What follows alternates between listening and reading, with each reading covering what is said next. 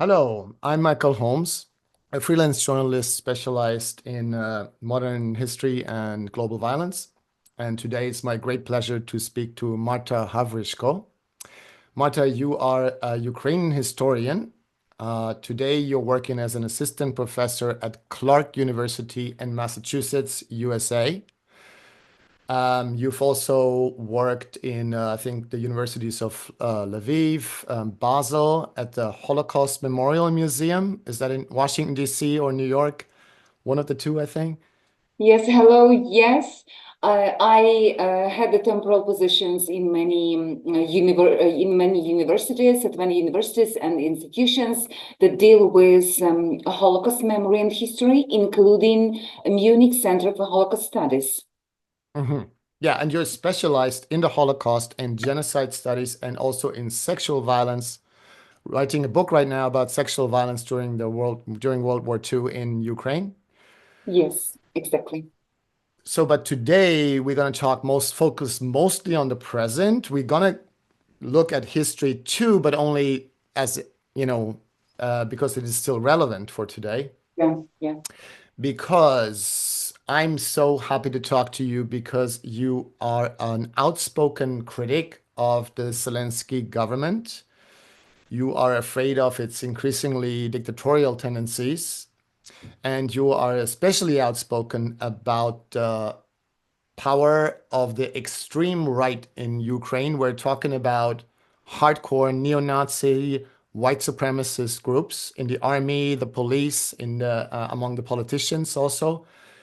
To be clear, it's not like the whole Ukrainian government is a fascist government. That would be going too far. And of course, you are opposed to the Russian invasion, and you are very free to speak about your feelings about that. Um, but I think voices like yours are not heard enough in the West, in the Western media. So it's important. You give a lot of nuance to the war in Ukraine, to the situation in Ukraine, and to public opinion in Ukraine Mhm. that is lost almost always in the Western media. And it is also important to note that you have personally received death threats from those radical right groups, I think.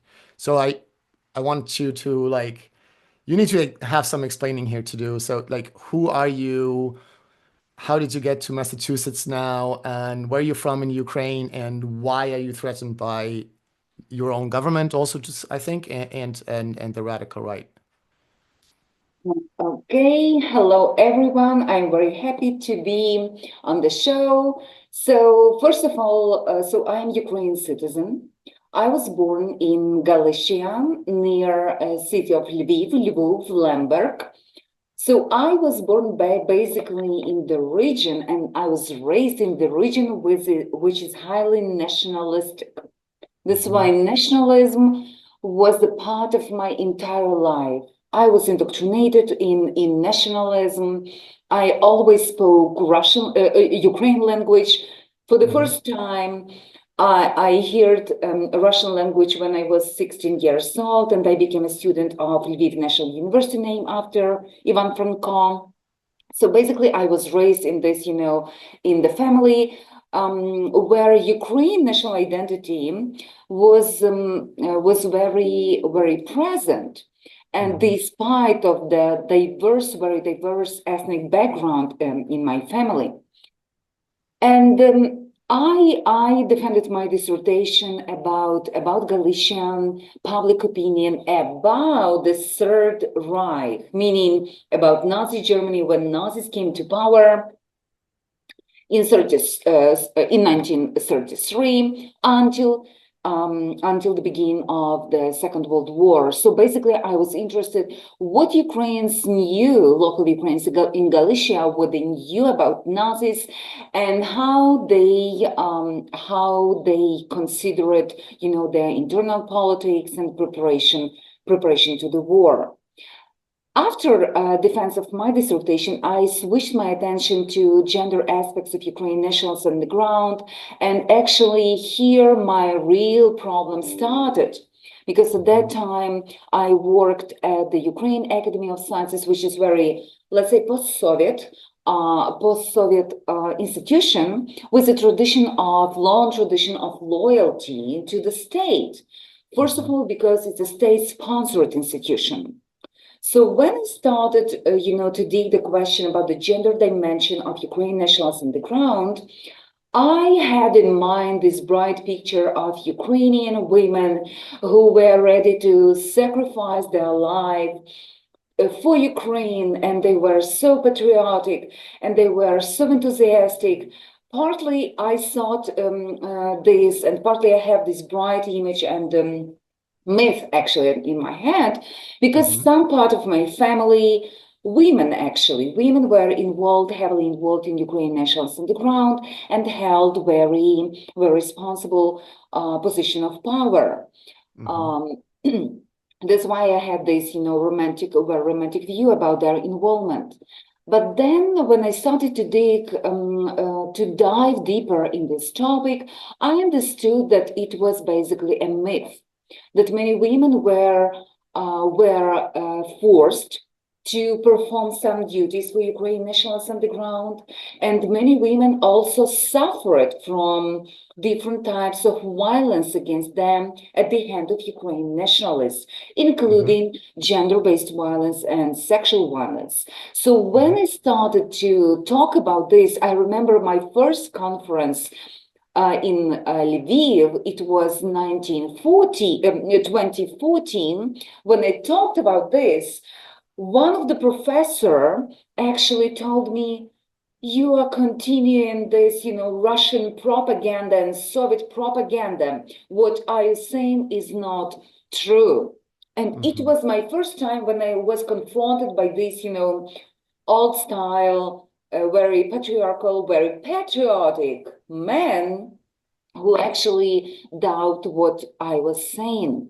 But then actually I was attacked by many of my colleagues, and one of my professor's colleagues said to me, you should stop with your research and wait until all those people who participated in Ukrainian nationalism on the ground will die, because you somehow harmed their feelings, harmed the feelings of their relatives, and what are you doing? Basically, it harms Ukraine national cause. And but I didn't stop. Actually, I was very devoted to my work, and I was really excited by my work. And I spent a lot of time by taking interviews with the female members of Ukrainian nationalists on the ground. And what I learned from them was eye-opening. It was a turning point in my life, because many of them were willing to talk about sexual violence that they suffered not only at the hand of NKVD, for example, when they were arrested by Soviets and interrogated as participants of Ukrainian nationalists on the ground, but also at the hand of Ukrainian nationalists themselves, because gender relations in Ukrainian nationalist movement were very patriarchal, and the women suffered a lot of violence. So it was an eye-opening for me to learn the stories when women, young women and girls, who somehow fraternize, had romantic or sexual relations with Red Army officers, Red Army soldiers, or German soldiers, or Romanian officers, for example, during the Nazi occupation of Ukraine, faced some retaliation. They were beaten, their hair was cut off, or they were even killed and raped as a means of punishment, because they were perceived as, not modest Ukrainian women who basically fraternized with non-Ukrainian men. And then I shift my attention, because I learned about, treatment of Jewish women as well, who were hunted by some Ukrainian nationalists in the hiding during the Holocaust. And I learned about this violence against them, and I decided to write a book about the Holocaust in Ukraine, sexual violence against Jewish people during the Holocaust. But my focus is mainly on the local perpetrators, because nowadays we know a lot about German perpetrators. For decades, it was a myth that because of racial laws adopted in mid of 30s, German men couldn't even touch Jewish women. Yes, because it was the question of racial pollution, and many of them could face repercussions and legal punishment and could be put in prison. But many historians, many scholars, they study Holocaust and gender violence during the Second World War already proved that many Germans were involved actually in sexual violence against Jewish women, and the sexual violence was perpetrated in camps, in ghettos, in hiding, in the killing sites. But what I learned from my research, that Ukrainian men, many local men in Nazi-occupied Ukraine, also participated in this sexual violence.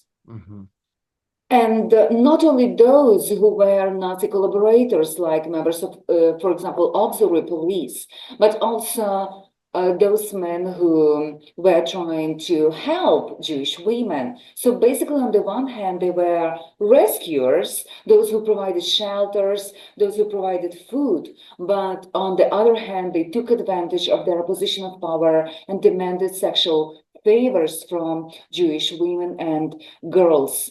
Also, some members of Ukrainian nationalists on the ground, Ukraine insurgent army, they hunted Jewish people in the force, and they also participated in this sexual violence.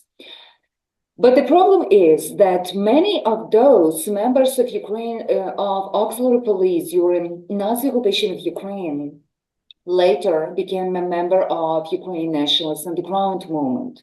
So they became decorated freedom fighters, and now they are remembered as freedom fighters. That's why when you talk about their deeds during Nazi occupation, their collaboration with Nazis, their participation in the Holocaust, how they perpetrate different forms of violence against Jewish people, you basically, in the eyes of many, many patriots in Ukraine, you desecrate the memory of those who fought for Ukraine independence.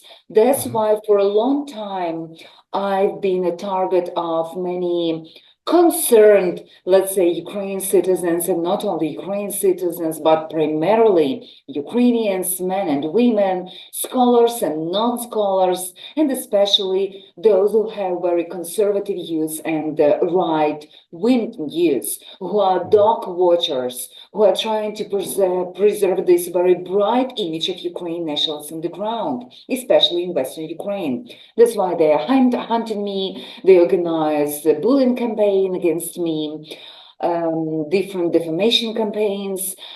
Also, I suffered different anti-Semitic attacks when I was in Ukraine. So basically, when the full-scale invasion started, and after this angry speech of Putin on 24th February, I understood almost immediately that it will be more even difficult for me to proceed with topic of my research. So on the one hand, as a Holocaust scholar, as a scholar of the Second World War, we scholars of the war, we always, I believe, predict the wars, because we knew a lot about the wars, about choices that are made by many people during the war. And those choices are sometimes often, let's say, very cruel. That's why on the one hand, I really was afraid of war, and I was afraid of Russian tanks, and I was afraid of Russian occupation. But on the other hand, I was afraid of my neighbors, Ukrainians, who will develop this, witch hunting in order to canalize their frustration, their anger. And actually, I was right, because many of my colleagues started to develop this, this defamation campaign and hunting for so-called internal enemies. That's why I took my 9-year-old son at the beginning of Russian invasion of Ukraine 2022, and we crossed the border with Poland. We spent 1 week in Poland. Then I was invited to Hamburg to Hamburg Institute for Social Research. We spent a wonderful time here, 1 month. I was a fellow here. But then I moved to Basel University. And at Basel University, I taught actually a course about the Russian-Ukraine war and about gender aspects of this war.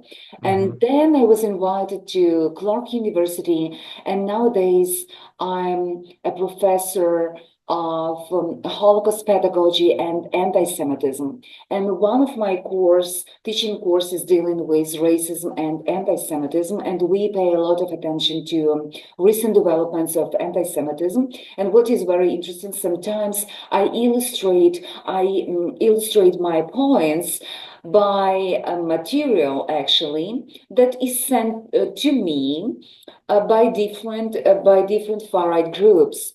So basically different anti-Semitic caricatures, different, anti-Semitic jokes, for example. They often use anti-Semitism against me in order to harm me, to humiliate me, and to make their point. So I illustrate, for example, we talk a lot about online anti-Semitism.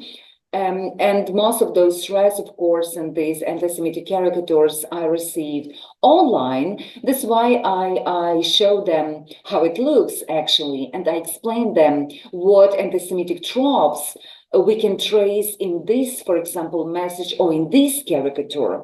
Recently, I showed them death threats from American neo-Nazi, who is a neo-Nazi, actually American citizen, who is now fighting in Ukraine, and who is sending me death threats, both direct and indirect. And nowadays, I was contacted by local police in Massachusetts and by FBI, and we are trying to trace this guy and trying to basically to trace the whole network of American neo-Nazis who are now fighting in Ukraine. Because as you know, every single war attracts all these far rights because they are thirsty for military training, and many of them are preparing themselves, for some terrorist attacks, for race war, as they frame this. That's why nowadays Ukraine became a safe haven for many neo-Nazis from around the world. And we have German neo-Nazis, for example, connected to Dritte Weg.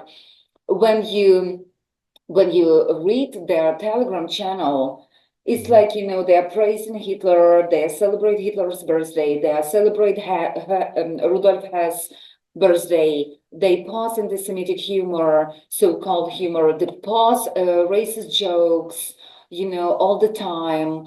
So basically, everyone who is paying attention to all these guys who are celebrated in Ukraine as freedom fighters, you will understand that they are neo-Nazis and racists who are preparing themselves for some, race war. And that's why the question of neo-Nazis in Ukraine, it's not only a question of security for Ukraine, it's a question of security for entire Europe, and not even Europe, the entire world, because nowadays we have neo-Nazis from different continents in Ukraine, like Russia has themselves as well, because they are divided nowadays over Russian-Ukraine war. Some of them support Russia, some of them support Ukraine in this war. But the bottom line is that war in Ukraine became very attractive for all kinds of right-wing people and white supremacists, and many of them are now in Ukraine, and they are gaining military training, and they are gaining support and financial benefits, and some of them are even celebrated by Ukrainian media, which portrays them as freedom fighters. So what is it's very believable what you say. So it's clear there is a grave threat from the extreme right, but people could still say, well, you have the extreme right in almost every country, so why is Ukraine any different here? So can you give us an idea of two things? Like, one, how strong is this extreme right? How influential is it? And also, what's the relationship to the government? I mean, because people often laugh it off and say, well, come on, Zelensky is Jewish himself, and which is something you need to explain. Yeah. And also, like, did you or friends of yours or other dissidents, do you also feel threatened by the Ukrainian government? So how should we think of that? Is Okay, yes, thank you so much. It's very good question because every single time when I'm trying to call out Ukraine Nazis and Nazi and neo-Nazi problem in Ukraine, many of my followers and commentators, they, what about, so I call it whataboutism. So what Mhm. about, usage of Wagner in Russia? What about, other neo-Nazi groups who are instrumental for Putin's regime and Putin's war in Ukraine? Of Mhm. course they are instrumental. Of course they are in Russia as well. Of Mhm. course they are in US. In US they have, different source of neo-Nazis. I have, entire lecture with my students, entire class on neo-Nazis in Europe, both in Europe and in US. And we had, Mhm. Proud Boys who took part in this, 6th January attack on the Capitol. We have Atomwaffen division. We have different religious extremist groups. Right. We have here in US, we have a lot of them, a lot of them. But what is different? Mhm. When we talk about, for example, about, Britain and about US and Ukraine, many of those groups are closely watched by security services in their countries. Many of them are persecuted by government. Mhm. Government is trying to trace their networks, Right. to forbid, to ban all those groups. For example, just a single example in Ukraine, one of the prominent freedom fighter is Denis Kapustin Nikitin, nicknamed White Rex, actually, who Mhm. is a Russian citizen and Mhm. who had a permanent residence in Germany for a long time. And he was involved, he's a neo-Nazi, and he was involved in training German neo-Nazis, in training neo-Nazis in the Great Britain. And the Mhm. group that he was training nowadays is banned in Britain and in 2019. Mhm. 2019. This guy was expelled from Germany and now he's subjected to Schengen ban entry to entire Right. Europe. So basically, after receiving this ban, he ended up in Ukraine. And now he's the head of Russian Volunteer Corps, RDK, and he's celebrated Wow. as the freedom fighter. But when you track his social media, he's open neo-Nazi and white supremacist. He's Mhm. celebrating Hitler's birthday.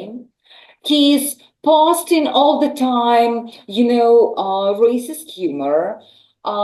He's very homophobic and he's not hiding his views. And Mhm. his guys, for example, his subordinates, they're wearing patches with Vlasov army, meaning those Russian Liberation Army under General Vlasov during Second World War. And Mhm.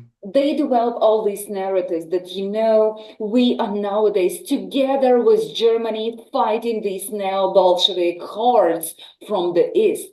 And they are so happy because they are heavily connected with Dritte Weg, and actually they organized under the supervision of Ukraine military intelligence. They organized a conference in Lviv last year during Independence Day,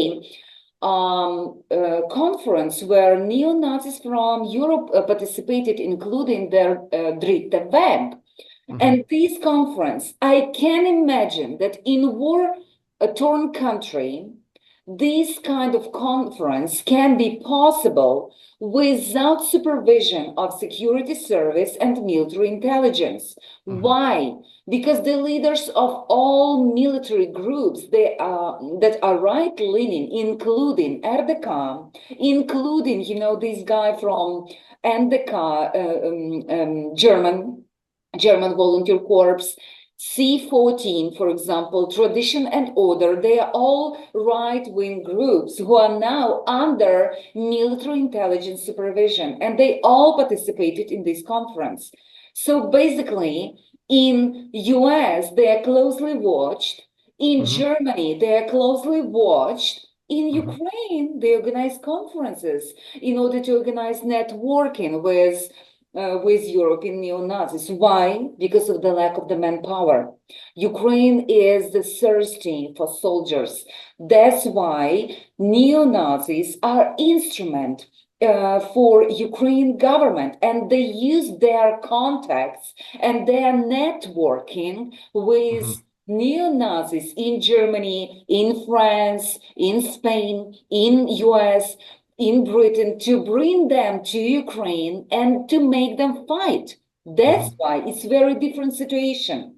And another problem is that Ukrainian neo-Nazis are invited in and allowed to public schools where they perform so-called lessons of courage. So basically, they indoctrinate children, and they come sometimes. It was one example when members of Azov, the Third Assault Brigade, they came with modified the Levanger flag. So this notorious Waffen-SS division involved in many war crimes against civilians. So they used the same symbol, but put another grenade in order to have three of them, not two, like in origin of the Levanger, but three of them. But they are so equal when you put them together. It's the same, but in the original German version it was two, and now it's three. And they came to school, and they came to school, to public And school. we should explain a little bit at this point. First of all, you spoke about the Russian volunteer force. Those are Russian neo-Nazis fighting the Russian government with the support of Ukraine. And they Exactly. also fought inside of Russia. And then you were talking about the Azov Battalion, which is the most famous, most controversial, and people like Western media, especially recently, often said, yeah, they have problematic nationalist view, and you're saying they are hardcore neo-Nazis, like meaning like swastikas, Hitler, all that. Exactly. They're not just nationalists, they are very extreme right and white Yes, supremacist. they are. And actually, those experts who say, Azov depoliticized because they were incorporated in, National Guard and in Ukraine Armed Forces. Their incorporation means that they receive additional state support and protection. It doesn't mean that they lost their ideology or somehow give up their political agenda. No, it means that now they spread their violent extremist ideas openly with the state protection. Because when we follow what they are saying, their leaders, their ideologies, for example, Alexei Konsul reigns, he's one of the key ideologies of Azov nowadays, and he is very openly homophobic. He is talking about, internal enemies, political enemies in Ukraine that should be persecuted and stripped of political rights, meaning leftist, meaning so-called pro-Russian politicians, those who criticize, of course, Ukraine neo-Nazis and Azov itself, and they basically incite violence, political violence and political terror against them. Also, when Ukraine celebrated Roma Day, for example, recently, he made a post where he mocked Roma and called them gypsy. So basically he used these derogatory terms that were used by Germans, and we remember that Roma people were Sinti and Roma were also persecuted by Nazis, yes. Of course. And in Ukraine, Azov members and C14 members, this is another neo-Nazi organization led by Karas, and Karas nowadays is, celebrity fighter, celebrity commander. So they attacked Roma people in Kyiv and in Lviv. you know, Hmm. in some of Ukraine cities. And when Hmm. you mock those people and spread this racism openly with the level of the support that Azov have nowadays in Ukraine, it's irresponsible. So basically, they legitimize racist rhetoric. Hmm. Also, they are openly anti-Semite. For example, one of the members of the Third Assault Brigade, which is ideologically connected to Azov unit and led by Biletsky, leader of Azov himself. So basically, this Kolovrat, he's Russian citizen as well. He escaped from Russia in order to avoid criminal persecution for his, extremist activity. And he has a big swastika, on his chest, big Hitler tattoo in his chest. Here he has a swastika, And Hmm. when it was Holocaust Remembrance Day, and Roman Schwarzman, who is a Holocaust survivor, gave a talk in Bundestag, he mocked him openly, and not only mocked him on his social media, but also put a knife and coffin, symbols of knife and Mm. coffin in his social media.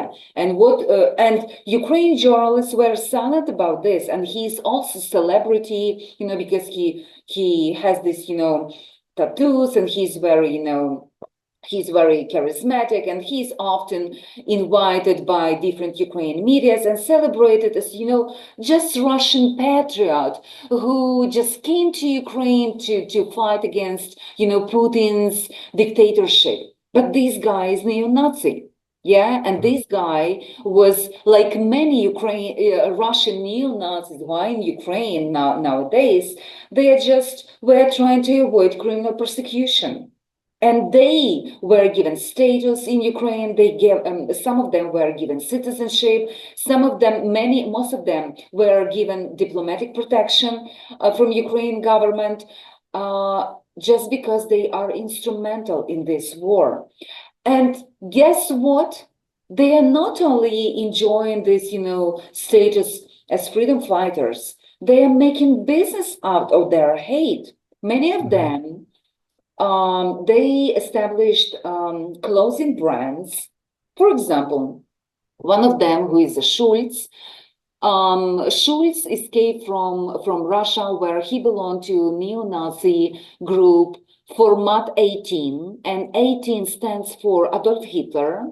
He Mhm. participated in killings of Tajik men, other men in Russia out of racial hatred.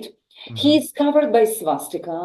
He escaped to Ukraine, and from the beginning of this Russian full-scale invasion of Ukraine from February 2022, he is a member of non-official military unit with the same title, Format 18, and he has its own clothing brand that sells different, Nazi stuff. For example, T-shirt with the image of Auschwitz concentration camp, Mhm. and the inscription reads Auschwitz University. And he's Oh, wow. openly selling this stuff and making money of this.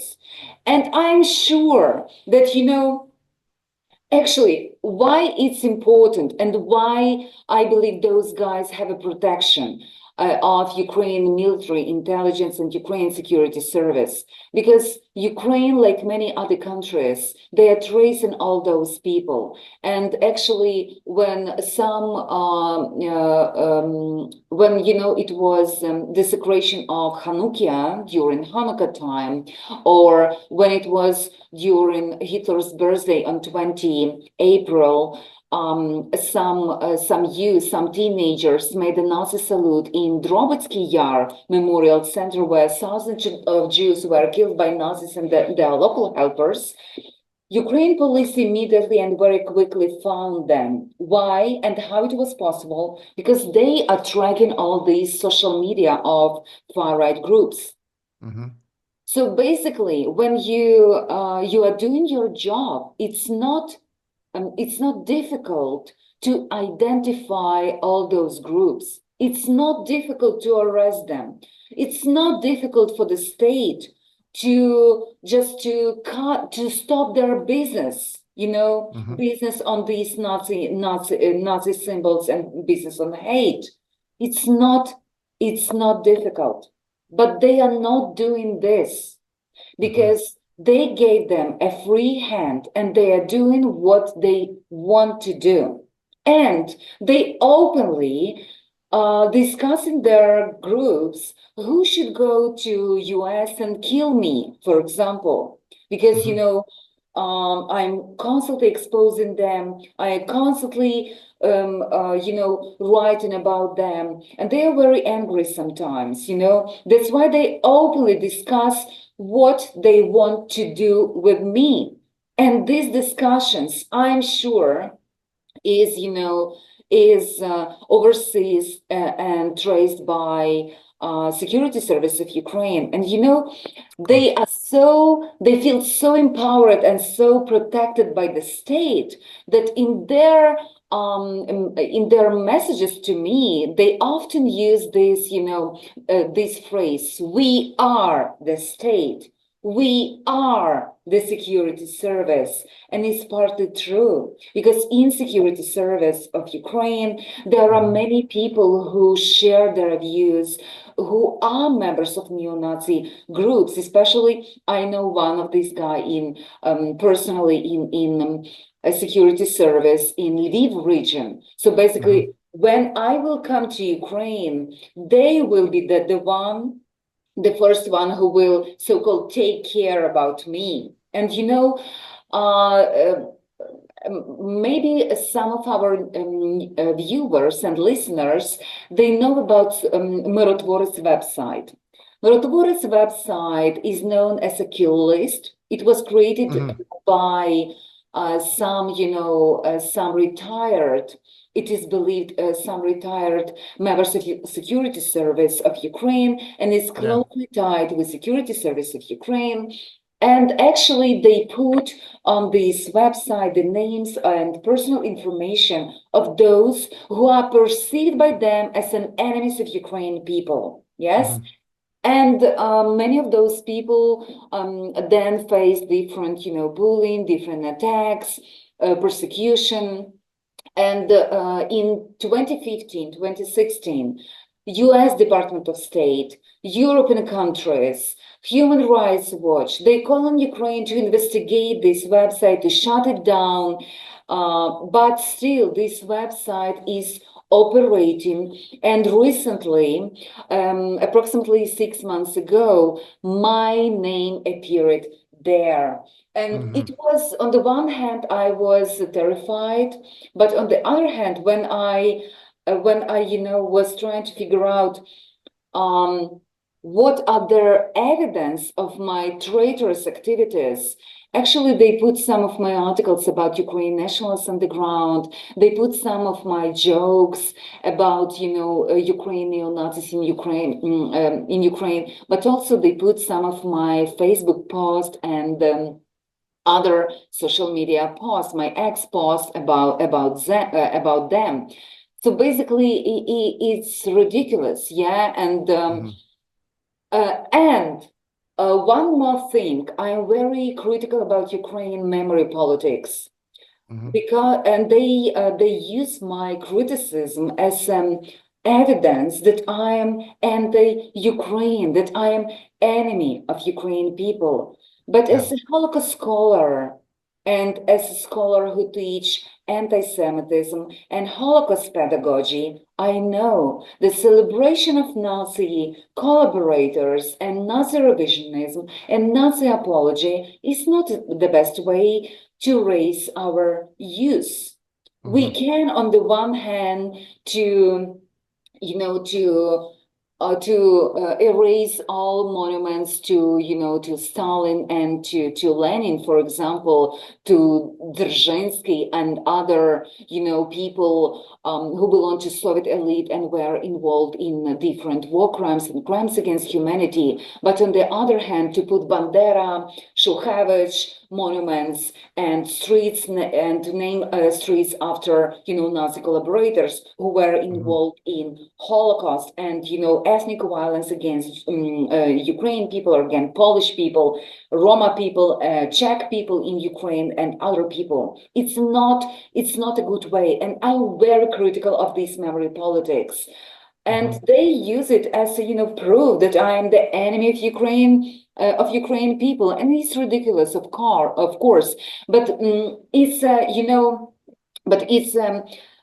it's a taste of Ukraine entire atmosphere nowadays. So basically, Ukraine political elites nowadays, we don't have leftists in power.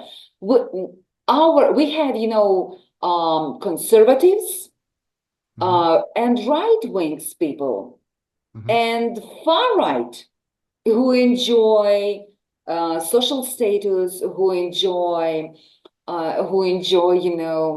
media attention, those who are trying to address the question of for example, persecution of Russian-speaking people, this very Russophobic, for example, rhetoric, those who want to address this dehumanization, for example, those who want to address human rights violation in Ukraine connected to forced mobilization, they are silenced, they are persecuted.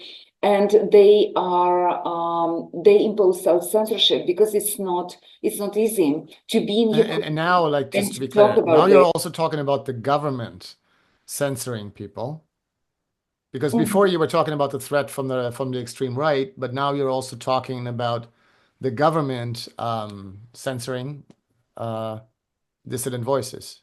Yes, and actually, some of my colleagues, I will not disclose their names because I don't want to put them at risk. For example, one of my fellow scholars from Lviv, he criticized publicly this, crackdown on Orthodox Church in Ukraine that belonged to Moscow Patriarchate. And actually, the next day, the security service of Ukraine paid a visit to him. And he escaped basically from Ukraine because he was afraid that he will be put in jail.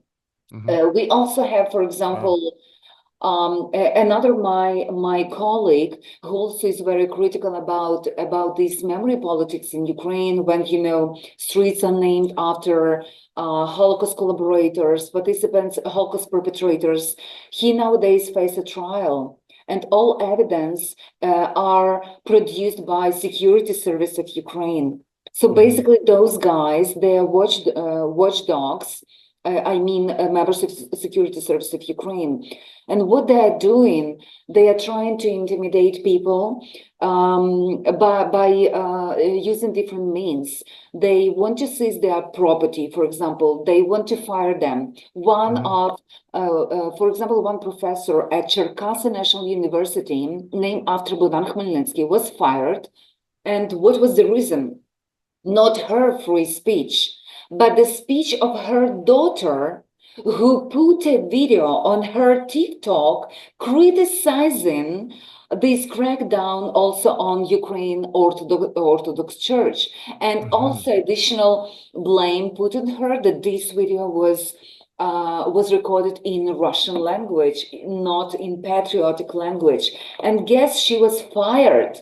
And it's ridiculous, it's just, I can't imagine here in US things like this, that, I can imagine that I, as a professor, would be fired for, things that, my son, for example, will talk about openly on his social media about, Trump or other things in US. I can imagine development like this. But on Gaza, it may actually happen too. Yes, but nowadays we have, when you are nowadays this crackdown on freedom of speech, but this crackdown is heavily criticized in academia. And we have, for example, when Trump started to detain, Trump administration started to revoke visas of scholars, to detain scholars, more than 3,000 US scholars with Jewish background signed an open letter to Right. protest against this. Yeah. So basically, we have a discussion in US at least about this. So on the Yeah. on the one hand, we have a political instrumentalization of anti-Semitism and our definition of anti-Semitism, which is problematic from the point of view of many scholars.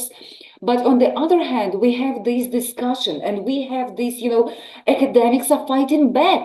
While in Ukrainian scholars are part of the problem, and actually some of them inciting violence against me.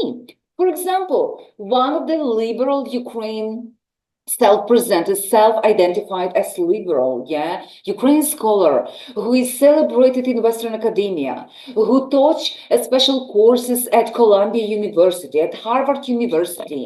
I mean, Professor Volodymyr Kulik, who is today a professor at, in Ukraine nowadays. His son, who is a priest, is heavily involved in activities of far right. His son called himself, as a friend of Azov family. And guess what? Volodymyr Kulik started to blame me on social media that I made up all those stories of the threats, that it's not true. But his son actually was a part of this campaign against me. And his son even, sent me threatening messages, and his son, always, use different slur words, despite he's a priest, actually. And he's publicly calling me, bitch, and praying,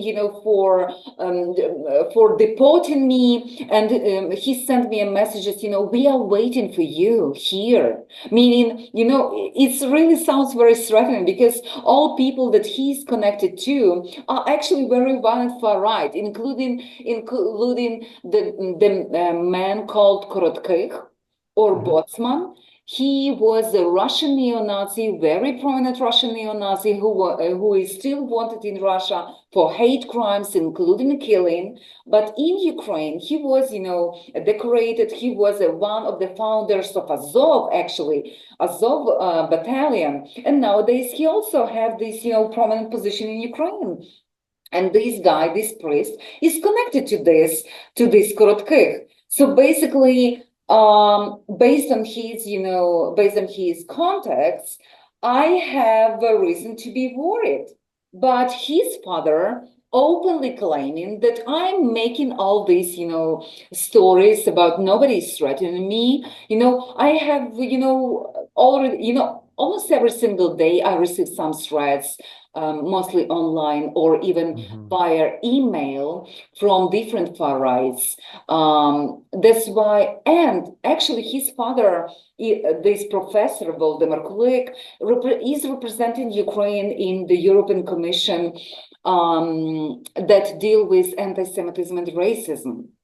So it's, it's an absurd situation when those people who are very powerful in Ukrainian academia and who call themselves liberals, who are respected professionals, who are decision makers, actually are part of the problem.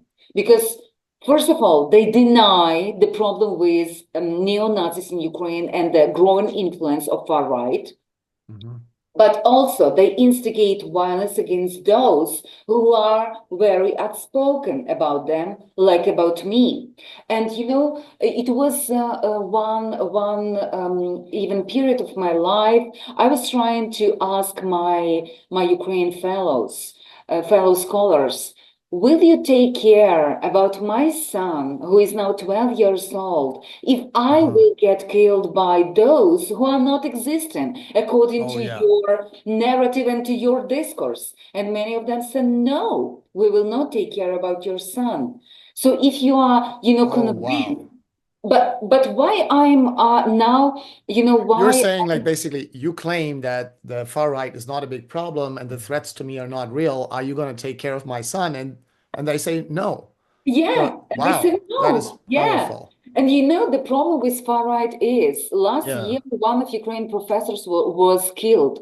She was a professor at my Lviv, my native city, but she was a professor of Lviv Polytechnic. And she was killed by the member. Presumably, there are many evidence. Police claim that she was killed by one guy who is a Russian-speaking guy, and who was following many neo-Nazi groups on social media, actually. Mhm. So, and researchers, some studies show that nowadays those people who follow all these neo-Nazi groups, they became indoctrinated in this violence.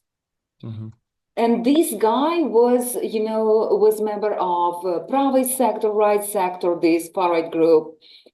He also followed different other very racist neo-Nazi social media channels. So basically, he killed her last year, and it was 2 weeks after my visit to Ukraine, because last year I visited Ukraine, but now I'm really afraid to visit Ukraine because of her death, because she was very popular in Ukraine. She was a very, nationalistic person. She was a former member of parliament. But Lviv, it was her native city. In Lviv, she was so popular. This woman, Irina Farion, even participated in bullying me. She, called me, this leftist trash, this gender trash.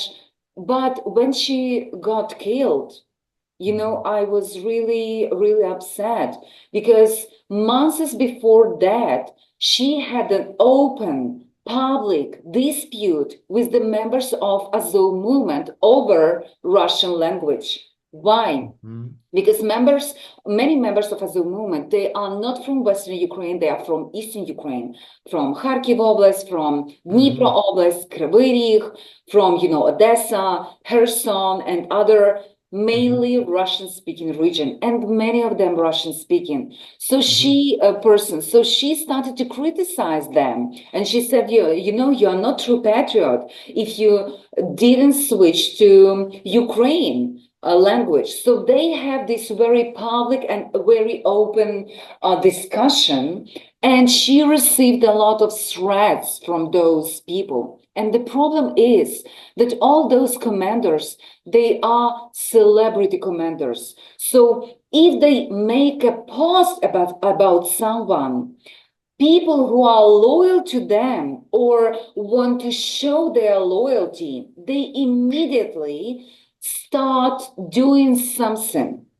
Like, I remember I was attacked by the Third Assault Brigade when I criticized their photo exhibition where they celebrated last year, where they celebrated Waffen SS Division Galicia. They reconstructed several photos. And Wow. so basically, they equated themselves with Nazi collaborators, not Putin, not Solovyov, not Yeah. Skabeva, but they themselves reconstructed this photo, put the old photo, the new one. So basically, they equated themselves with those people who pay Mhm. allegiance to Hitler and who serve the military goals and political goals of the Third Reich. And when I criticize this method of promoting themselves, they started, to bully me publicly. They call me anti-Ukraine, non-patriotic, and actually, because of their position in society, because of their name, those people who followed them and who admired them also started to threaten me. So basically, they instigated this violence Mhm. against me. And many people, they made a lot of publications about me, a lot of videos, YouTube videos with thousands of views, where they claim that I'm and that I'm Russian asset, that I'm paid by Russians, and I'm continuing this Soviet propaganda against Ukraine nationalists and against Ukraine freedom fighters. Of course, it's insane, because I believe that if you claim that you are fighting for democracy against Russian autocracy, you can't celebrate Nazi collaborators because it's a Holocaust denial and Holocaust distortion. Many of those guys actually participated in the Holocaust. They were willing executors. They profited from killing their Jewish neighbors, and they served. Why? Because many of them actually were anti-Semite, and they believed that Ukraine ethno-state should be without Jews. The Jews are harmful. They believe this Judeo-Bolshevism concept. The Jews are connected to Soviets, and they all responsible for these Soviet crimes, including Holodomor, Stalin-made famine, and all other insults and all other killings of Ukrainian intelligentsia and so on and so forth. That's So why, yeah. well, let's get to the Ukrainian government then. You've made clear that there is a strong influence on them by the extreme right, but how big is it? Like, what about the government itself? Is it first of all, is it a dictatorship or not yet? Let's say some, when Trump made this claim, of course, many people were upset in Ukraine. Yes, Yeah. and they started to defend, Zelensky. Oh, Zelensky is not a dictator, but Zelensky is on his way to dictatorship. He's on his way. Because, and the question is not only about elections, yeah, because I believe Zelensky don't want elections, first of all, because due to, security reasons, because elections are possible only when you will erase the martial law. When you will erase martial law, you should open borders. And when you will open borders, many people will escape. First of all, men of military age. Yes, because many of men are trying to avoid this draft and, they don't want to be, heroes posthumously, yeah, like many men are. But, Zelensky banned a lot of parties in Ukraine. So basically all leftist parties are now banned in Ukraine, and many of them were banned even before the full-scale invasion of Ukraine. So Zelensky claimed that they are pro-Russians and they should be banned. They are, facilitating Russian political interest. Also, there is no free press in Ukraine. And the martial law is very helpful in this regard for Ukraine government and Ukraine authorities, because they justify all this pressure on Ukraine media by security means. We have a war, you can't write about this and you can't do this because it's undermine Western support, because we as Ukraine look bad in the eyes of, Western politicians, Western people, ordinary people in the West. So please do not do this, and if you are doing this, you can face repercussions. And another reason is self-censorship. Why it exists? First of all, because many journalists believe that they should be more patriot, they should be more activists than professionals. That's why they basically supported all these ideas about no neo-Nazis in Ukraine, no far rights in Ukraine. They support this discourse and they contribute to creating this discourse by developing different documentaries, by producing different videos with Azov commanders or other commanders where they do not do their job. Basically, they do not ask tough questions. They never ask Bieletsky about his, racial theory and about his racist and anti-Semitic claims. Never, because they're afraid that their response will be not very pleasant, and they can't allow this to happen. They should preserve this, authority of those commanders and the bright image of those commanders. So, and many of them, they basically embodied with Ukraine army. So in order to have access to some exclusive materials, many Ukraine journalists, they impose self-censorship. Yeah, and they really believe that they should hide some information. That's why there is no free speech in Ukraine. This I don't believe in free media. Even it was very ironic situation when Red Army veteran Olga Tverdokhlebova recently she perished. She passed away, and Ukraine media, a very progressive, let's say, media like Hromadske or Suspilne, they call themselves liberal media, even left-leaning media, progressive media. So basically, all they made this, material about her death, and they call her, scout, and they call her a veteran. And they mentioned that she met the end of the World War II in Berlin on 8 May, but they failed to mention that she served in the Red Army. Why? Because the Red Army nowadays is not celebrated.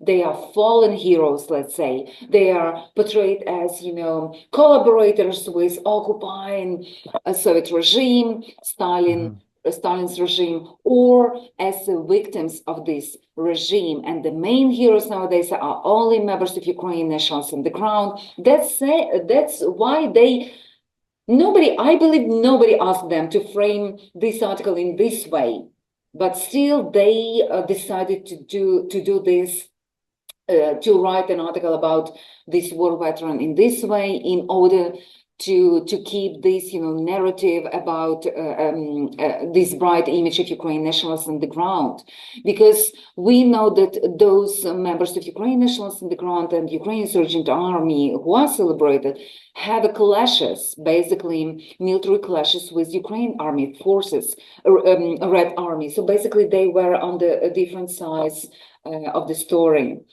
during the Second World War and after the Second World War.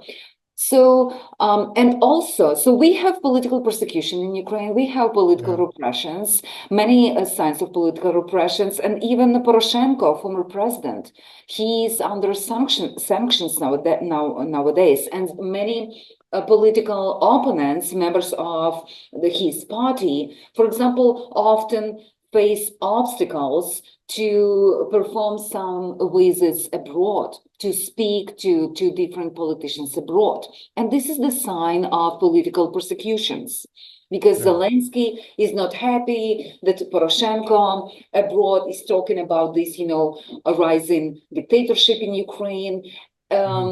So basically, there are some signs of Ukraine government is not, Ukraine political regime is not a democracy. Of course, it's not a democracy. And another... And when I visited Ukraine 2 years ago, two or three Ukrainians told me clearly that they are opposed to the war and they think that the government is becoming a dictatorship. And they said they would not say that in public because it would be too dangerous. And they said they only talk to friends about this and so on. And I found that, and they also warned me, like they told me, don't ask these questions about, like, you can get killed, they told me. Exactly. It's one of the signs that it's not a democracy, because people afraid to speak out and to speak, especially on the camera, even to Western journalists, because Ukraine government is closely monitoring Western media and how they portray Ukraine, and basically those people can be put in danger, and their family members as well. They can be arrested, they can be threatened, they can be fired. So and another... We were on a train and this young man was always looking around if he could talk to me. Exactly. And he said, I won't tell you my name. Like, so I know as a journalist when I'm in a dictatorship and when I'm not. I mean, I don't know if it's a full dictatorship, but it's getting there for sure. If this young man feels it's like getting there, and when you see who is critical of Ukrainian government, all those people mostly are they mostly left Ukraine. They now in the West, in Western democracies. I mean, they are in Germany, for example, or in US, or in different other countries. Yeah. Because in Ukraine, it's dangerous for them to be. And actually, I couldn't imagine that I will be so outspoken if I was in Ukraine. It's impossible, you know. It's just impossible. And Yeah. another sign of dictatorship um, in Ukraine and human rights violation, a massive human rights violation is connected to forced mobilization. It's one Oh of the yeah. very painful topic because many people believe that some people on the West, they have this, they are basically the victims of Ukraine war propaganda, and they believe that Ukraine men are just crazy men, and all their thoughts are about glorious deaths on the battlefield. It's a nonsense. My friends, my acquaintances, different friends of friends, they selling their cars, their apartments to pay bribe to have or exemption or to escape from Ukraine. And they pay 20, 30, 40, and even 50,000 of dollars nowadays to escape this, mission. And what we observe nowadays, Zelensky recently, in the interview to Ben Shapiro, he said, no, the cases of violent mobilization, forced mobilization are just, occasional. It's not, a systemic issue. And every Hmm. single case is, closely monitored and investigated. It's not true, actually, because Hmm. every single day we have dozens, those videos made by ordinary people who are trying to Yeah. recall this human rights violation. People are dragged from the streets and just pushed in the military vans like meat. Yeah. People with heavy medical conditions like tuberculosis, like um, cancer, that they are sent to the front line, and it's a clear human Very rights young and very violation. old. Yeah, all very old people, Yeah. as well. And so basically, because of the systemic nature of this, I believe Ukraine even can face charges of crimes against humanity. Because Oh. another problem is that many of those people who are basically kidnapped and forced to be in these military stations, they are facing these inhuman conditions. They are beaten, Hmm. they are forced to sign these draft papers, they are Hmm. denied medical help, including those who, for example, deserted from Ukraine army and were arrested. They are put in some, these detention centers, these, basements, and they are denied medical help, for example. So we are talking about inhuman acts.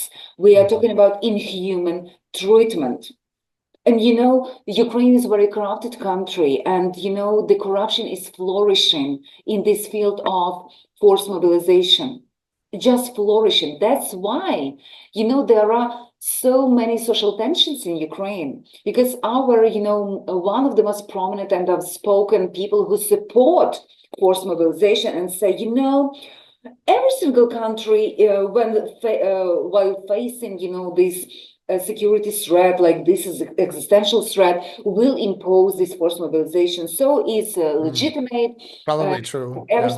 yeah, but many of them actually, their children are here. Their Mm. children are here in Right. US, in Yeah. Germany. They are secured. They, Hmm. enjoying their life. They are, so many scandals with this golden Ukraine youth with fancy cars, that they're basically enjoying their lives, while those who are facing the hardship of war and the front line are mostly nowadays working class people. Why? Hmm. Because they don't have enough money to pay for exemption, to pay for escape from this paradise, from this democracy under Zelensky. That's why nowadays this problem is getting even more is getting bigger. But Western media and first of all Western political elites, they are turning blind eyes to this problem. And one of the reasons is very selfish. Nobody Hmm. wants to see in real time how their son, brother, or husband is, just, killed by a Russian drone. And we Yeah. know that in this war, very technological war, Yeah. many of these casualties are caused by drones, artillery. It's not face-to-face battle. You know, Yeah. you just killed by all these technical devices. You know, and nobody wants. Recently, And we in his videos, I recommend watching at least one or two of his videos, but they are very shocking. You see sometimes very young people, there's almost still children, like 20 years old, and you see when they are forced, like when they're forced and mobilized, that you see deep fear in their eyes because they know to go in what they call a meat grinder. They know that their chances of survival are very small for a war that I'm sorry to say, but it seems like, I mean, let's say it this way, you're not winning this. And exactly. for nothing. I mean, I would if I would be Ukrainian and I would have a son, I would do anything not to get him into this war. And I don't Exactly. think I would be a traitor or like an enemy of But you know, my in country. Ukraine, when you are talking in this way directly, Yeah. that you know, as a mother, for example, I have one child, and I can imagine myself sending my only child to this Hmm. meat grinder, you know, while, and you know, because often there is a question for what? And so what next? Ukraine is not winning this war. And Right. every single day, position of Ukraine is weakening. And you know, the peace deal that was on the table in the spring 2022 was Hmm. much better than the peace Yeah. deal today. You Yeah. know, the conditions nowadays are really worsening, you know, and every single day we are losing people, we are losing territories. And European countries say, oh, you see, we will have difficulties even to send even to all. Even 25,000 troops. Really, guys? Hmm. The entire Ukraine army, or Russian army, how can you make a difference in this war when you will send these 25,000 troops? Never. Hmm. And these troops will not have the level of experience that have Russian troops. And can you imagine these coffins returning to Berlin, to Hamburg, to Paris, and other cities? No, And can we you would be out of imagine it. that, Yeah. opera, hospitals, universities in France, in Germany will be targeted by Russian bombs and rockets like they are targeted in Ukraine? Do you really Yeah. want this level of destruction? And let's do not forget that we are dealing with nuclear power. With Exactly. nuclear power. That's why this war can't be, treated in the same way like we think about, the Second World War, for example. Yeah. We have a nuclear weapon, not Ukraine, of course, yeah, but other countries have a nuclear weapon. So it's a very dangerous to escalate, But all those talks that, Putin is Hitler, all this racialized discourse about this horse, evil horse from the East. Russians are inhuman. Something wrong with their blood. This hatred is in their veins.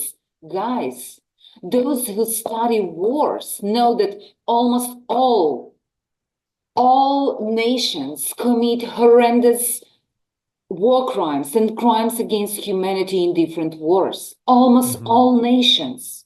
Wow.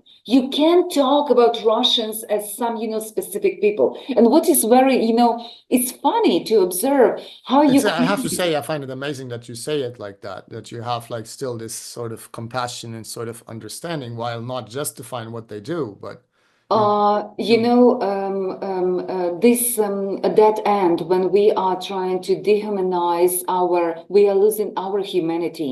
That's why yes. I was against all this, I understand why many Ukrainians are dehumanizing Russians, especially soldiers, because Hmm. you can kill the human being when you think about him or her as a mother, father, person who Right. have, Exactly. dreams.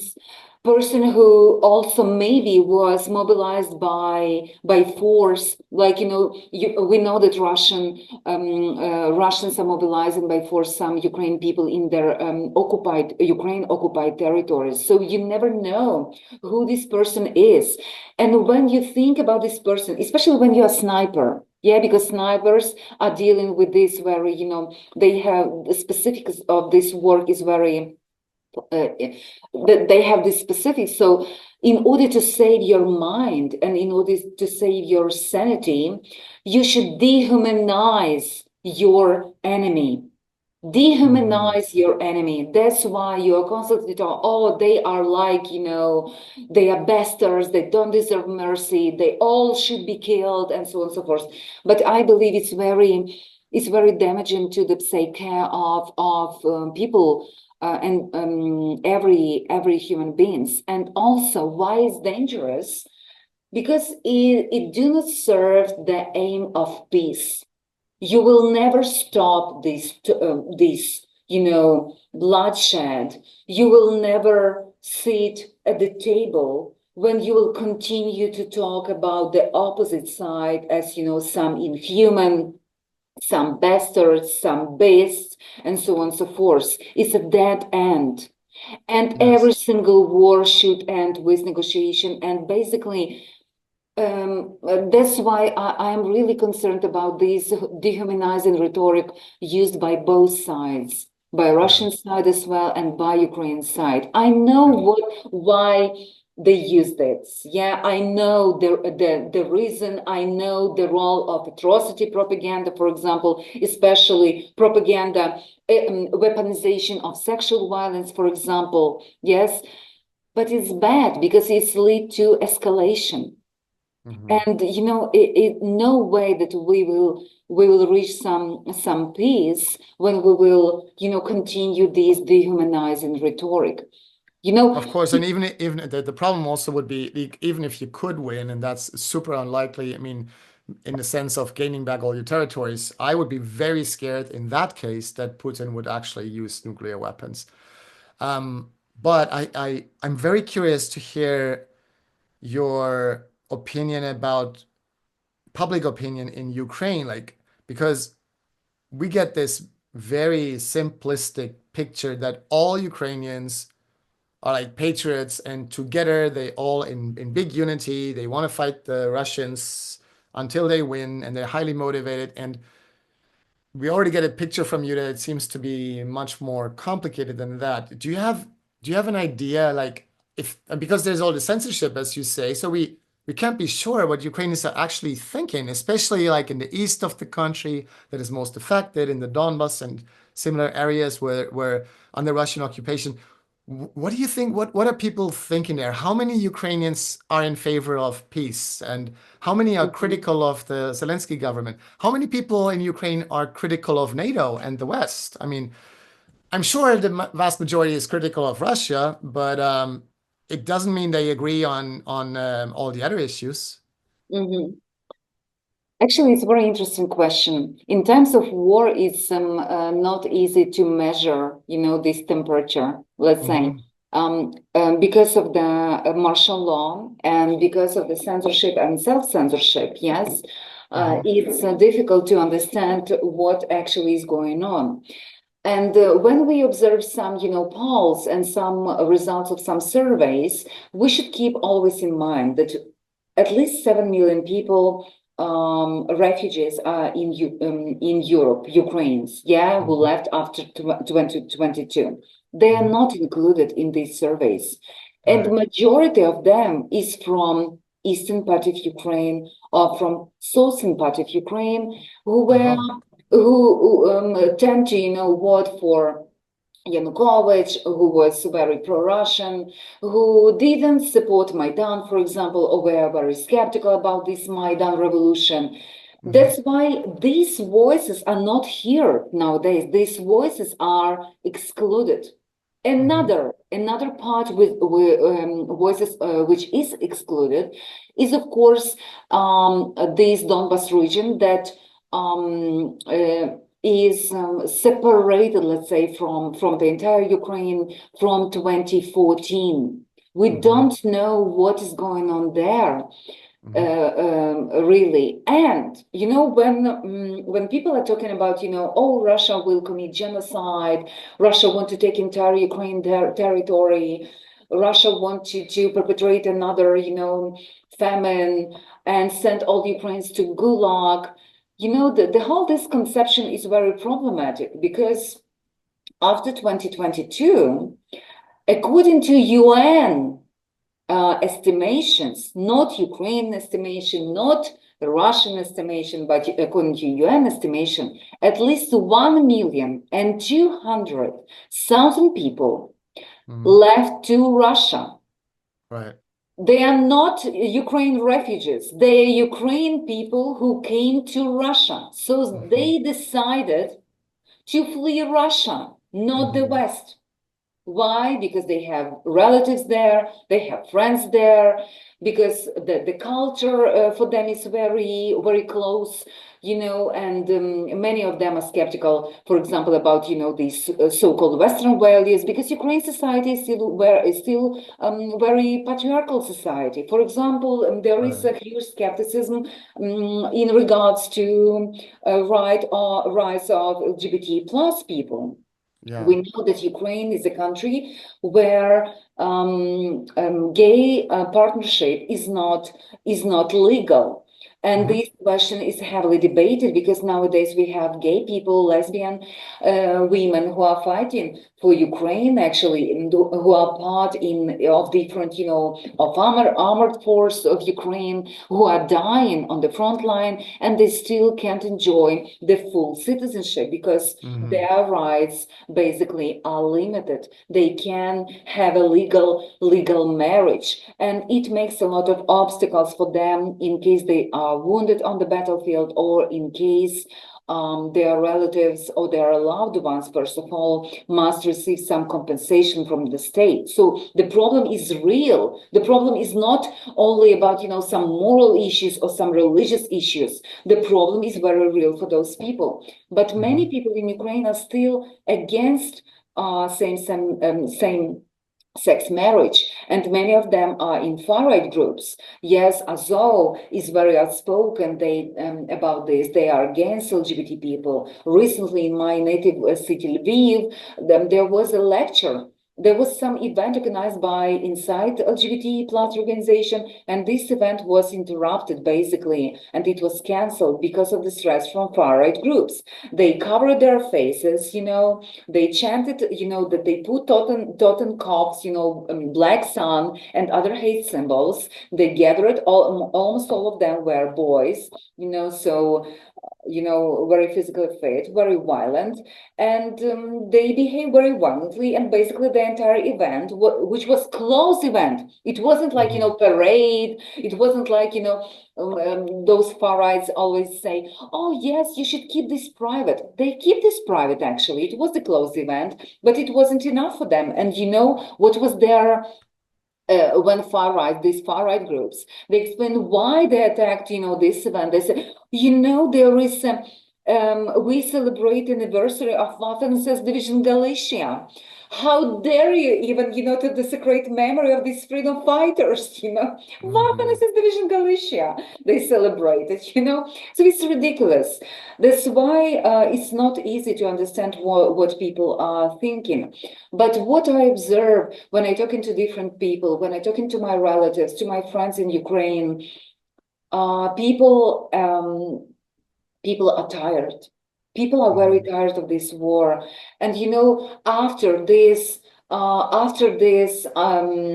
failed counteroffensive, it became clear that Ukraine entered this war of attrition, and celebrated, former chief commander of Ukraine army, Zaluzhny, who has a great, a great experience, and he enjoys great support in Ukraine. He was very skeptical about this, and he was very open that if Ukraine will enter this war of attrition, there is no chances that Ukraine will win this war. That's why Hmm. it's delusional to think that Ukraine will win this war, especially nowadays. When we have at least 100,000 people who are deserters, who Hmm. left army because they are exhausted, because they are full of this, fighting of these deaths, who don't support all these illusions about victory, who are very critical about this potential. And nowadays, when after the Trump's victory and his rhetoric towards Ukraine, it's obvious that he don't want to finance this war anymore. And Hmm. US is a major partner. Biden administration was the major partner of Of course. Ukraine, not even partner, a master, let's say, and the major decision maker in this Hmm. war and major supplier. That's why Ukraine can't survive with this, weapon without intel. And we know the drones that play a huge role in this war.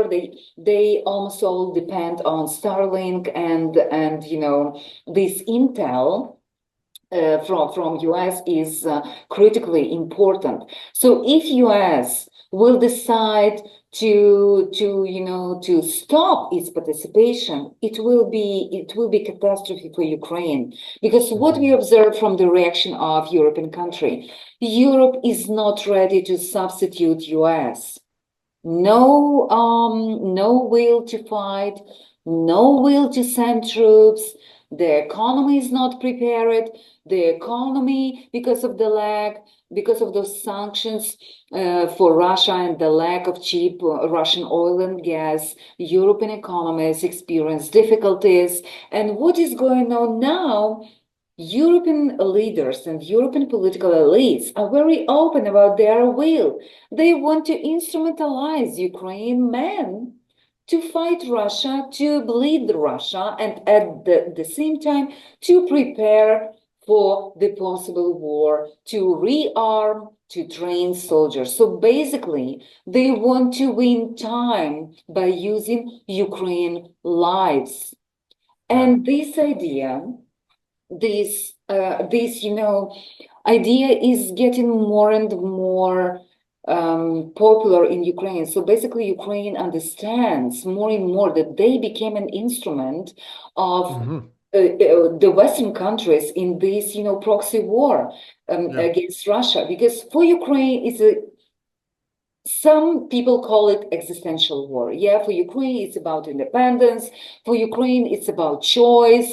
It's about its future. It's about its democracy. But for the West, it's mainly about bleeding Russia and about its interest. That's why all these manipulations, about, when I hear these politicians from the West who are claiming, oh, those Ukrainians, if we will not send them weapons, they will fight with shovels, and all this. This is insane. No, it's not true. But we understand that Western countries, especially, Poland, especially Baltic states, they're afraid of Russia, and they have reasons, very good reasons to be afraid of Russia. That's why they want Ukraine to keep fighting. That's why they spread all these fairy tales that Ukraine are born to fight and they will rather die than, give up their lands and their territories. And that's why they are silent about human rights violation in terms of forced mobilization. They Hmm. don't care about Ukrainian people. They don't care about Ukrainian men. They care about themselves, their economy, and about their countries. That's why they use Ukrainians as an instrument of their economic interests, of their political interests, and their military interests. Yeah, I So was joking for me, it's sometimes in obvious. Ukraine to friends. I warned them and I said, with friends like these, and I meant like the US and Europe, you may not need any enemies, like uh and I warned them, I said, don't trust the West. I mean, those are your decisions, it's your countries. I'm not telling you what to do, but I would not trust the West for a second. Look at its history and how they. But I wanted to get back to the public opinion because I think now I understand it's very hard to tell, but is it possible? Because it sounds like it. It may even be the case that the majority of Ukrainians want to end this war, but we support a dictatorship, and we even gave weapons to those radical right groups. The US did and Canada did. There's some evidence for that, that make it impossible for them to voice that opinion. That would be like an absurd and cynical situation. Exactly. But one of the reasons why, for example, in recent weeks, everyone was talking about, negotiations, peace deal. But what Russian government was doing, their decision was to attack basically different residential areas. Of course, they claim it was a gathering of, it was a legitimate target because, there were some gatherings of, commanders and soldiers and so on. Maybe we don't know this, and maybe we'll not figure out. But the problem is when you hit the city center and you hit territory where playground is very close to that, you can assume that there will be civilian casualties. And basically, by doing this, Russians are helping far right in Ukraine and helping all those war hawks, because they are saying, you see, you can't talk to them because they will never, stop killing civilians, because they, so basically, and it helps far right in Ukraine and war propaganda in Ukraine. They are constantly playing with this fear. And this fear is very real because, I remember last year when I, was in Ukraine, the rocket fall approximately one kilometer from the house of my parents. And when it was a rocket attack, I was really frightened.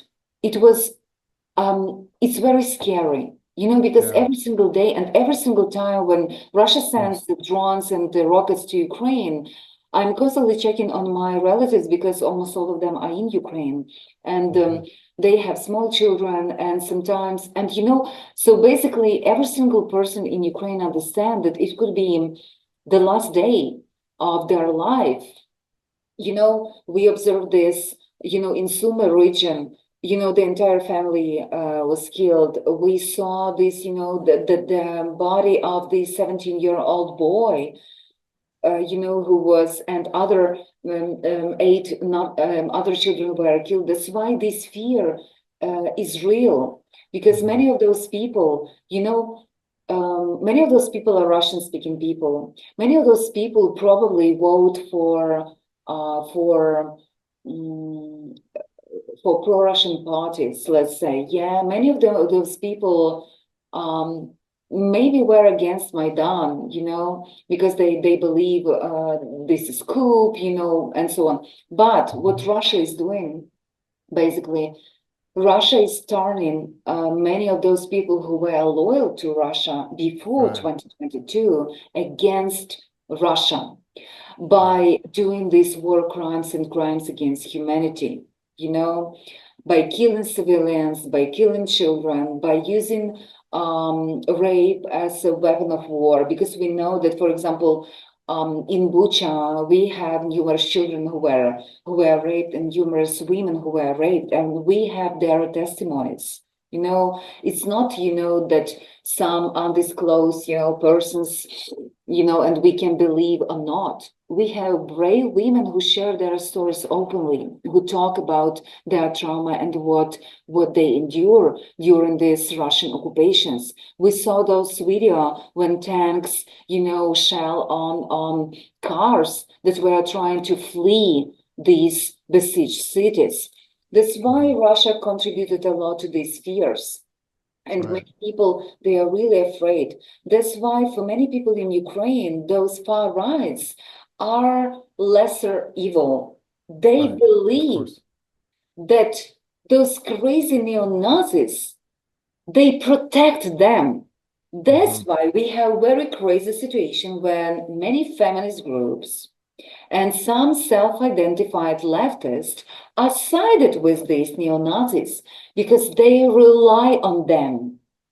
They heavily rely on them in terms of protection because Hmm. they are threatened. And the war propaganda in Ukraine constantly feed this fear. They encourage this fear by, exposing by this atrocity propaganda, by talking all those Russians, they want, just kill Ukrainians, they just raise Ukrainians, and so on and so forth.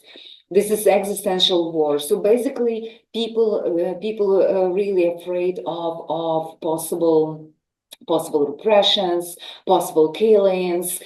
We know that during occupation of Irpin, for example, um, and when Kharkiv region was liberated, many of those corps who were founded, they were with tied hands. It means they were tortured, and some of the men were without sexual organs. So basically, Hmm. they experienced sexual violence, and it's real. It's Right, not of just course. some crazy rumors, some war propaganda. All this is very real, and the testimonies of men who were tortured, who were during in captivity, Russian captivity, are real. Hmm. That's why Of course. this fear is real, and this fear is fed by Russian propaganda. That's why I can understand, actually, when I observe every single time when Russia send rockets and bombs to heavily populated residential areas, I Hmm. think it's not very smart. No, It's not very smart, let's say, from their even point of view. I don't know what is their calculation, but basically, if they really, want Ukrainian people to change their rhetoric and to change their perception of Russia, they should stop killing civilians and stop torturing them, especially children. It's not yeah, helpful. I think an earlier version of Putin and a less evil one some years ago would have understood that if you invade a country like Ukraine, people will rally around the flag and will just radicalize people and turn them against Russia. I think an earlier, smarter, wiser Putin would have understood that. There is this side to him, but he seems to like, I don't know what's going on inside him, but he I seems believe they to became become victims more, of their own propaganda. yeah, yeah. They underestimated because what really happened, especially in Kiev region, in Irpin, and other regions, many soldiers they really believe that they will take Kiev for 3 days because they believe that locals will, celebrate them, invite them to their homes, and many soldiers were furious. They couldn't understand. They were very angry. Hmm. Why people do not feel liberated Yeah. from this, Nazi regime, because regime wasn't Nazi, all this, Hmm. fairy tale about denazification is of course fairy tale. And actually, I really believe that Putin heavily contributed to Nazification, so-called of Ukraine, because Of course. his Yeah. war was like a gift for those far-right groups. Many of Yeah. them were liberated from prison. Where Right. many of them returned to Ukraine, they were empowered. They were allowed to to open their businesses nowadays. They are free from persecution. They can easily spread their ideology. They are enjoying, media support. They are enjoying diplomatic support, political support. They are doing basically political career nowadays because their statements are heavily political. They are not only, military leaders and commanders. No, they have Mhm. clear political agenda, and it's obvious, and for them it was a gift. It was just a gift. This Russian invasion, it was just a gift, and they are flourishing. That's why far right groups are heavily interested in this war, in keeping Right. this war. That's why we have these, threats to Zelensky, not to seize territory, not to surrender. We will fight. Why? Because they were, drug dealers, they were criminals, they were, involved in some, they were football hooligans, they were freaks, they were neo-Nazis, and now they are freedom fighters, they are heroes. Their Yeah, names are in streets, that's a their very names are in important schools. point. A lot of like because when Zelensky was selected the first time, he was elected as a peacemaker, and he said, "Let's talk to the Russians. Let's like deal with this." And he also wanted to talk to the separatist leaders back then, and but then he didn't do it. He didn't do the Minsk Accords. He didn't do Istanbul. I mean, in Istanbul he tried, but then the Americans and British stopped him and whatever. But so there's this speculation, like, why did he stop being a peacemaker? And is the reason the radical right? What do you think? Yes, one of the reasons radical right is very famous video, is very known video, how Zelensky went to the front line and he was confronted by Azov Uh-huh. members, by some Yeah. commanders of Azov members, and they were so they show disobedience very Mhm. open. That's why he pronounced this very famous "Yanilokh." I am not a jerk. Why are you treating me? I'm a president. I am a president. I am a chief commander in chief. Why are you treating me like this? And but he understood that there is no way he can deal with these guys because they are heavily armed, they are heavily trained, Right. and they have a political support from different. Back then, Azov was financed by Kolomoisky himself. So basically, how can you oppose Azov when you are supported financially with from one source? And Kolomoisky was behind the entire election campaign, presidential campaign of Zelensky. But Now in maybe prison. Zelensky's biggest mistake of his life may have been that at this point he could have just said, "Look, I'm the elected president by the Ukrainian people, and you don't carry arms anymore." You like demobilized the Azov battalion and said, "I'm the boss here, and we're not doing that. But I'm going to defend But the country too." Like, yes, but instead of doing this, so basically, far right were one of the reason behind this war. That's why when people are saying, "Oh, they are our rescuers, they are our defenders," no, they are part of the problem.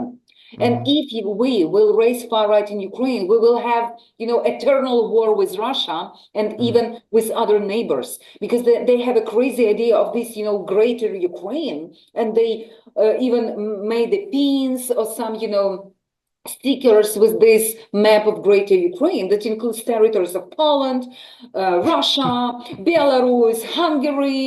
Oh, so it means, and they are fascinated by this idea that Ukraine will be a regional power in the Eastern Europe, and Ukraine will take back all those territories, ethnic Ukraine territories that belong to the. So, Good and luck. nowadays they are heavy armed, yes, Mhm.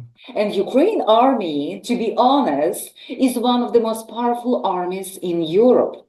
With this kind of experience, we can't find better army nowadays in Europe. So it's time for the West, basically, to think twice while sending more arms and more, weapons to these far right groups. Yeah, And but what we have now, actually, position of the West. Yeah, one of the reasons why U.S. Congress put a ban on weapons to Azov was, yeah, they are neo-Nazis. They committed numerous crimes against humanity or war crimes in Donbass in 14, 15, 16. mhm, Yes, it's right, but was another argument that they are training our, meaning American neo-Nazis. And yes, they were training and they still training them, mhm. because Azov is very, very welcoming, let's say, for different neo-Nazis because of their ideology. It's a white supremacy, it's anti-Semitism, it's homophobia, anti-gender ideas, misogyny. So that's why Azov was, a home for all these, crazy, crazy guys from around the globe.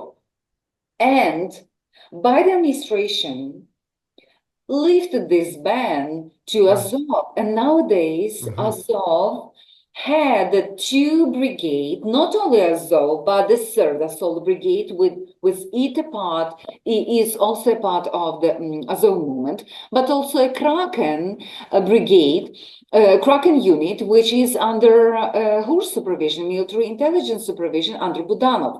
And recently, both this brigade announced that they are transforming to army corps, which means that they will have dozens of thousands of people each in each armed corps. Wow. That's why it's a direct result of this war. Instead of disarming those, crazy guys with their extremist ideas, now they are flourishing. They are empowered, and they call new and new members. And they have this ideological training, and they heavily rely on ethnic nationalism and the legacy of Ukraine nationalists from the Second World War, who have a dream had a dream to craft this nation state. That's why they killed Polish people, at least 100,000 Polish people, entire families. They Yeah. killed those who criticized their methods, their terror. They killed their political opponents and other members of another nationalist groups.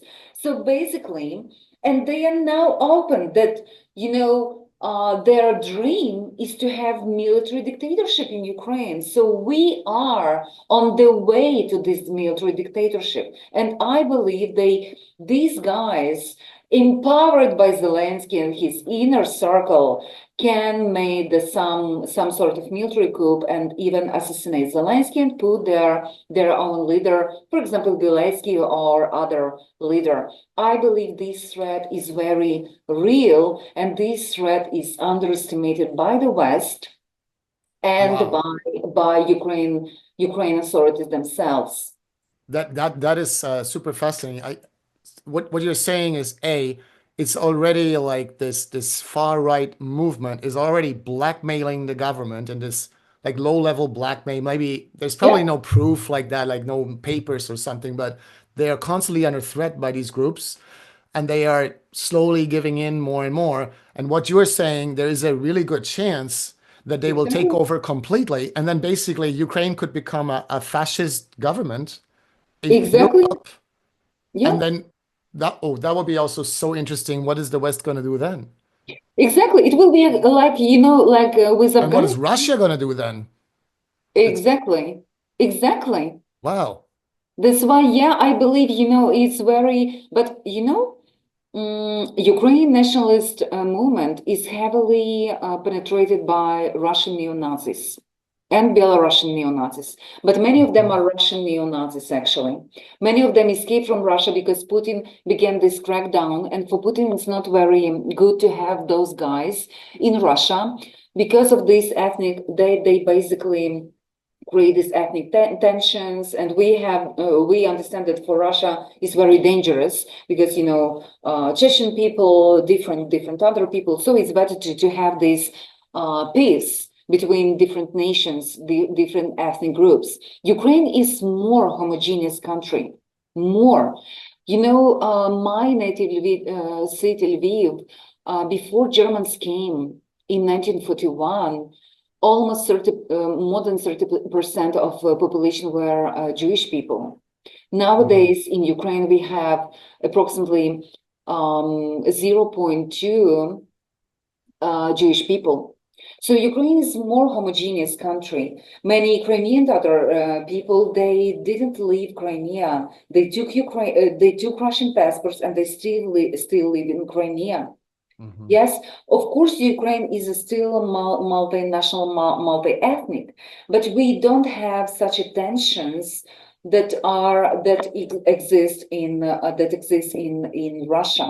But still, Ukraine nationalists are very worried about the possible migrants because Ukraine experienced, because of the war and the great flow of manpower, workforce, it experienced a huge lack of workers, and many men Mhm. are are giving up their job and stay home. They just stay at home because when you go to the work, you risk to be kidnapped in the streets, or you risk to be kidnapped right on their workplace. That's why Right. many men are just quit their jobs and they stay at home. And there is so many discussions, how many people should Ukraine government co-opt outside, for example, in Bangladesh, in Mexico and other countries, and to bring to Ukraine. And all those talks are, they spark a lot of discussions in far-right groups. They are against, of course, immigrants, all kinds of immigrants. Because they want to preserve, Ukraine nation as pure nation, yeah, and to preserve this, majority of, the Slavic people and white people, yeah. Their rhetoric is very anti-immigrant and very racist rhetoric. That's why I doubt that they will allow Ukraine government to bring those people. What they can do and put pressure on Ukraine government to force Ukraine people, refugees, to come to Ukraine, to basically leave their safe countries in Western in the West and come back to Ukraine. And one of the instrument of this is actually Ukraine government is actually imposing. They deny passports for Ukrainian men, actually. Many of Ukrainian men experience problems when they apply for renewal of their Ukrainian passports and what you can do without Ukrainian passports. And there are many negotiations with, Poland or Czech Republic or even Germany to bring those people back because Ukraine need a workforce, But I hope that Germany will not give up those people who don't want to come back to Ukraine, because many of them could be placed in real danger. I mean, political persecution, first of all, especially if they were outspoken about, forced mobilization or other human rights violation in Ukraine. Yeah, we have to wrap it up here. This was so interesting. Thank you Yes. so much. I want to say please stay safe, like you and your family, Oh, because thank you these so much. threats sound very real. Yeah, Yeah, I'm thank very you. grateful for this. It was a very long talk, but we learned so much, and it's a very different perspective from what we usually get. I have to say, I really feel now, also thinking about Western politicians, that first of all, they have no idea what they're talking about. I also feel like they are cynical the way they use Ukrainians. I don't feel they're Yeah, really interested in Ukraine or Ukrainians, and that makes yes, me yeah, sad and a bit angry too. yeah, I think Ukrainians need some better friends that can also be critical of the Ukrainian government and so on. yeah. Yeah, but it's not up to me to say. Well, thank you so much. I hope we can do it again sometime. Yeah, thank you for having me. Thank you for giving me, this platform. Thank you for readiness to hear inconvenient voices, Hmm. because, many people are really afraid to talk openly about what is going on. And I believe that programs like you will give our viewers another perspective, Hmm. and yeah, I believe that we can join our efforts to put this war to the end, because it's terrible. It should be ended up. Yeah. That's a great last word. Thank you so Yeah. much. Thank you so much. Thanks.